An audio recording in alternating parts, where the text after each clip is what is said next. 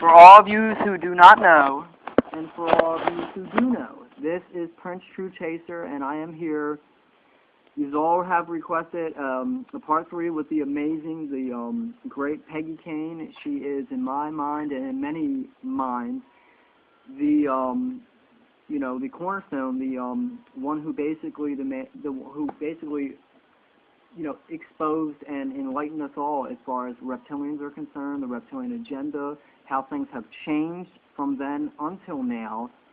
Because you all have to understand one thing, that she is a EVP expert, and she gets a lot of her info from EVP and from her own personal knowledge and the years of research that she has done. This is part 2. Peggy Kane, the great, the amazing. Here she is, and I'm honored to be here with her. Peggy Kane, how are you? Fine, thank you, Paul. I have to give you the praise. I have to give you the praise you deserve. I mean, you've worked so hard to awaken so many people. Well, I really appreciate the opportunity to share, to talk about what I've learned in the last 10 years, because 10 years of daily, absolutely daily, of research. And, in the past, it was hard to come out and, talk about reptilians and what they were doing to people and all the abductions and the pain and, I didn't want to believe. I didn't want to believe that. I did not want to hear that. I was taught in New Age, love and light, and honestly did not want to hear what I was hearing. Right. I had to give up all my beliefs. It was either that or I turn off the recorders, turn off, and just go with what I felt and what I loved to hear and what I wanted to believe. I'll tell you what, Peg. A lot of people, they live in this delusional reality that they live in right now, and it's about to be broken wide open, and they think you have to be nonchalant and you have to be professional about this and professional about that, and you have to, we don't want to talk about this or we don't want to talk about that, and you have to be all zen-like about this and that. And basically what I see is that when this awakening happens, people are going to say, you know what? It's okay to be ourselves. It's okay to speak the truth. Because like you said, you have 10 years of research, of truth in what you do. And, bullshit's bullshit, and truth is truth. And you bring truth. And you do it, and you did it when you first started, you did it on a way where a lot of people weren't ready to hear it, because a lot of people are so conditioned in this bullshit reality that they live in, to where, okay, let me have a hot car, a hot wife, and live my life in this conditioned world. Where Peggy Kane and many like her decided, you know what, I'm special. I am who I am, and it's okay to think outside of the box, and she's done that.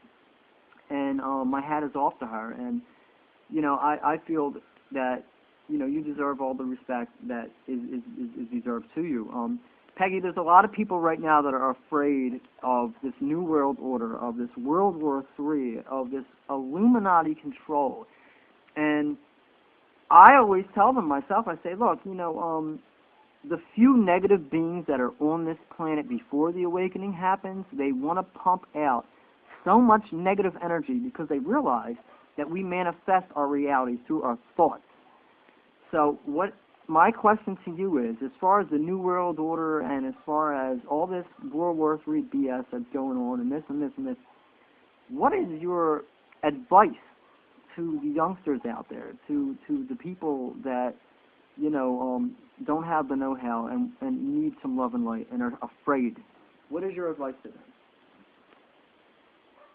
Well, I can tell you, I never, once I got off this journey, I was willing to just investigate everything, including the New World Order and, all aspects of that, conspiracies on every level. And I reversed, because I began to trust what I heard in reverse, because, anybody can take anything forward. So I began to reverse, whether it was, New World Order types and magicians and gurus, and I wanted to know. I mean, I wanted to know what was going on behind what we see or what we're told. And so everything came under scrutiny with me. I mean, any kind of world event or, I can't even name them all. If anybody said, well, what's happening with, David Rockefeller, I would refer to him, anybody, because I didn't want to stick my head in the sand. I mean, once I got my feet on this path, and, when you say, it's hard to believe, and this was hard for me to believe what I was hearing, but I stuck with it. I have found that, first of all, there will be no World War III. I'll tell you that right now. There's not going to be a war. I love you for that. That will be stopped. That is true. That will be stopped. I don't care if one of them, presses the big button. Doesn't matter. It's not going to be allowed to happen. Thank you. That's a given. Thank you. So people can just relax about that one. The money system is going. It's going. I mean, you can see it every day. Yeah. The first thing to go in this new reality will be there will be no money. Money will be gone because it is a false money system. Yes, it is. Thank you. Positive about money. It has nothing to do with true prosperity. Thank you. Excuse me. The people will wake up from the stupor they're in, and this includes the New World Order types, and all of them. They were all cloned, first of all, which is pretty startling. This is interesting. Go ahead. But they were all cloned. The people who entered into the consciousnesses that entered into those clones. Now, this is something I just found out. The consciousnesses that entered into the clones came from all over. They came from all over. They could be from Lyra, Andromeda, Pleiades, Sirius, all over. Those consciousnesses came with the intention of not allowing the negative to continue. They have come with every hope of getting into that cloned body and turning things around. And what happened was the owl, who is, I guess you can call him a Satan figure, but he's the classic being that came out of separation. Then we get into the esoteric thing. I'll kind of skip that.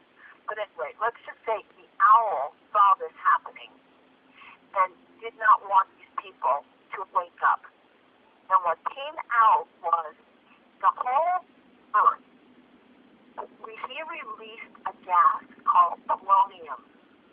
Polonium is in the earth everywhere.